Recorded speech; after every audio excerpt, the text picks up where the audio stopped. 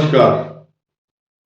मेष राशि पर नक्षत्रों के आधार पर नव वर्ष का अभिनंदन करते हुए मेष राशि पर चर्चा करेंगे। कुछ महत्वपूर्ण बदलाव के साथ साथ नई जानकारी देंगे इस बात की कि ये वर्ष सबके लिए कैसा रहेगा, लेकिन मेष के लिए विशेष कैसा रहेगा, इस पर ज्यादा ध्यान देंगे। मुख्य बात क्या है कि फास्ट फॉरवर्ड मोड यानी कि बहुत तेजी से चलने वाला ग्रह पूरे वर्ष मिथुन पर 14 मई के बाद रहेगा। जो फास्ट फॉरवर्ड मोड होता है इसको आप समझें और मेष राशि को समझना होगा। खासतौर से आपके तीसरे भाव में भाग्य स्थान में खासतौर से अब न्याय करेंगे बृहस्पति आपके साथ। पॉजिटिव न्याय क्यों करेंगे? क्योंकि इतनी फास्ट स्पीड होगी जो 365 दिन तक 365 डेज में जो स्पीड होती है वो सिर्फ 154 डेज के अंदर कवर करने वाले बृहस्पति देव आपके तीसरे स्थान में बैठ करके भाग्य स्थान को देखेंगे तो मेष राशि का भाग्य इंप्रूव करेंगे। मेष राशि के जो काम नहीं बन पा रहे थे वो अब बनेंगे। कौन कौन से योग बन रहे हैं, इन योग को समझना बहुत जरूरी है। हालांकि लोग इस बात से कोई संबंध नहीं रखते कौन सा योग बन रहा है, किस ग्रह से बन रहा है, लेकिन हमारा बताना बनता है। क्यों बनता है? क्योंकि हमारे चैनल पर सभी बुद्धिजीवी लोग जिनको ज्योतिष की बेसिक जानकारी है और उसके प्लस माइनस को समझते हैं, इसलिए उनकी चर्चा करनी पड़ती है। देखिए, फास्ट फॉरवर्ड मोड में जब बृहस्पति आता है तो अभ्युदय होगा धर्म का। बृहस्पति की जो बिहेवियर पैटर्न है वो धर्म का प्रतीक है, ज्ञान का प्रतीक है। और इसके दो मतलब हो सकते हैं, या तो धार्मिक उन्माद या धर्म का उद्गम होना या धर्म का प्रादुर्भाव, धर्म की बहुत उन्नति होगी, ऐसा बताते हैं। क्योंकि बृहस्पति अतिचारी होने का बहुत बड़ा मीनिंग है।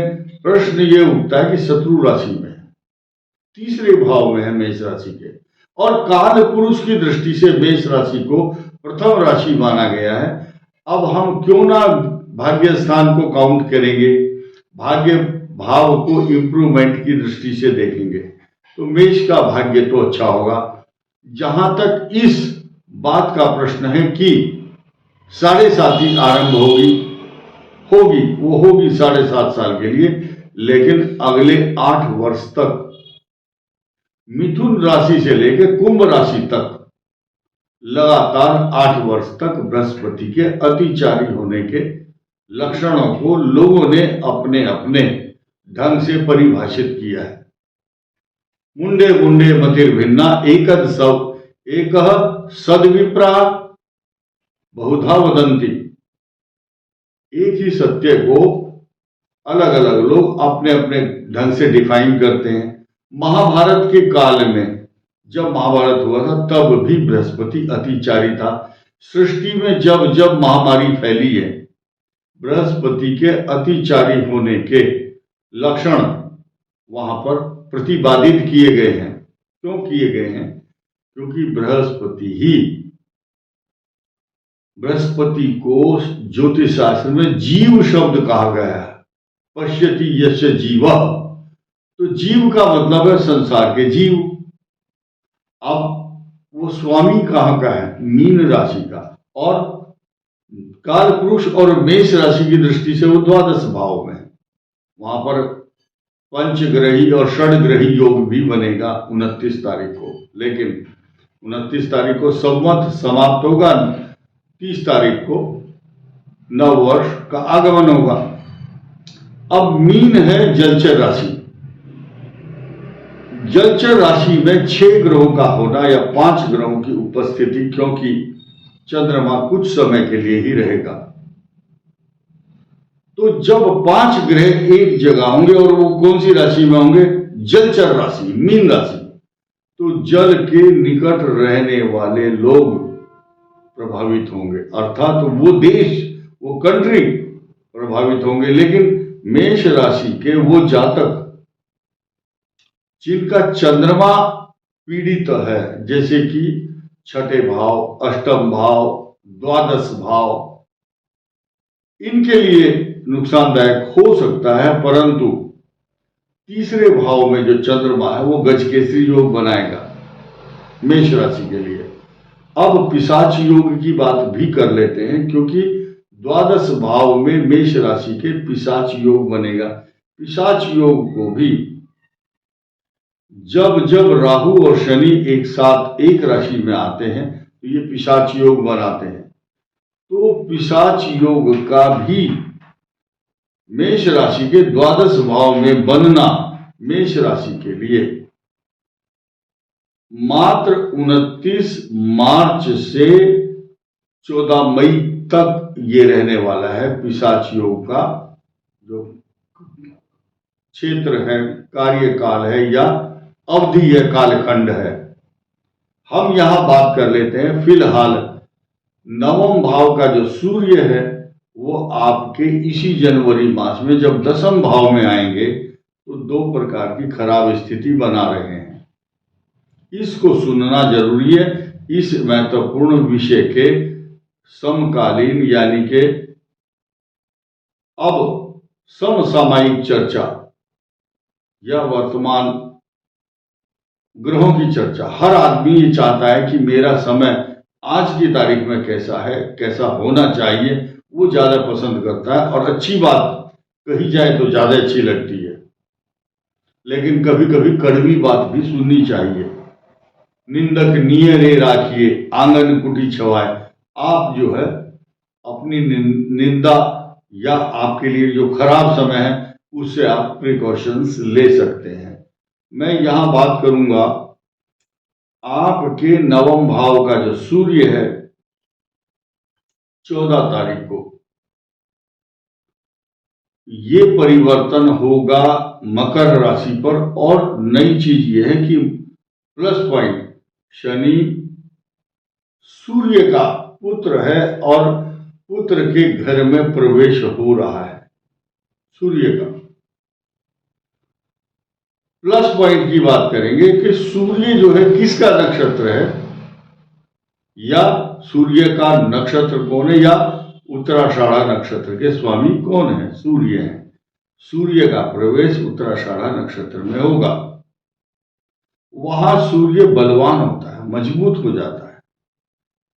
भावात भावम के सिद्धांत को देखते हुए हम क्यों ना इस बात को कहें कि सूर्य आपके लिए 10वें भाव में चक्रवर्ती सम्राट जितने भी आज तक हुए हैं सबकी कुंडली में 10वें भाव में ही सूर्य मिलता है। राजा दशरथ हो चक्रवर्ती सम्राट या भगवान श्री राम हो, जितने भी चक्रवर्ती या प्रभावशाली व्यक्तित्व हुए हैं उनका 10वां सूर्य होता है, केंद्र में होता है। नई चीज ये है कि मंगल ग्रह और सूर्य दोनों अंगारक हैं, आग के गोले हैं। ये मात्र 1 सप्ताह तक आपके केंद्र में बैठ करके आपकी घरेलू व्यवस्थाओं को तो बिगाड़ सकते हैं। मकान, जमीन, सवारी, प्रॉपर्टी, गाड़ी, घरेलू अशांति, बिना बात के झगड़े, पड़ोसी का झगड़ा, पुलिस का झगड़ा, न्यायालय का झगड़ा। कुछ लोग कमेंट करते हैं कि आप मुकदमों की बात भी किया करो। अब मुकदमे की भी सुन लो। चतुर्थ भाव में बिना बात के झगड़े और मुकदमे झेलने पड़ते हैं। ऐसी स्थिति में जब राहु 12वें चल रहा हो और 10वें भाव में बैठे हुए सूर्य की ऊपर मंगल जो नीच राशि में बैठा उच्च भाव से 10वें भाव को देखता है, परंतु सूर्य और मंगल का परस्पर जो टकराव है वो बहुत अच्छा नहीं है। दूसरा नेगेटिव पहलू क्या है, आपके रिसोर्सेज ऑफ इनकम का जो स्थान है, कुंभ राशि है जहां पर आपका इनकम हाउस, वहां पर शनि है और वहां मंगल शनि का षडाष्टक योग बन रहा है। सब खराब स्थिति है। अब अच्छी चीज पर भी आ जाओ, मीठी दवाई अच्छी भी लगती है।